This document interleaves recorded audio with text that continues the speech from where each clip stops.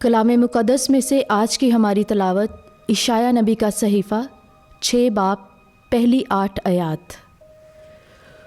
उज़िया बादशाह की वफ़ात में मैंने खुदावंद को बुलंदो फराज तख्त पर बैठे देखा और उसके लिबास के दामन ने हैकल को भर दिया। उसके पास सराफीन खड़े थे, हर एक के 6 पर थे। 2 से वो अपने मुंह को छुपाता और 2 से अपने पाँव को ढांपता और 2 से उड़ता था।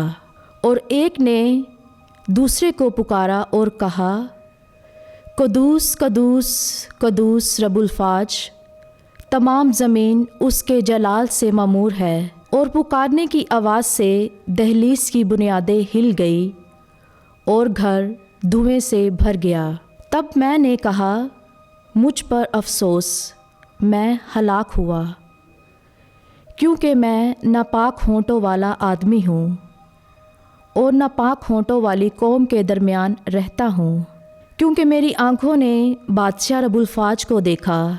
तब सराफीन में से एक उड़कर मेरे पास आया और उसके हाथ में एक अंगारा था जो उसने दस्ते पनाह से मज़बा पर से उठाया था।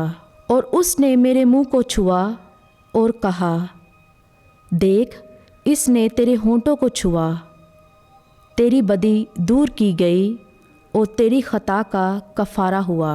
और मैंने खुदावंद की आवाज़ सुनी और उसने कहा कि मैं किसको भेजूं और मेरे लिए कौन जाएगा?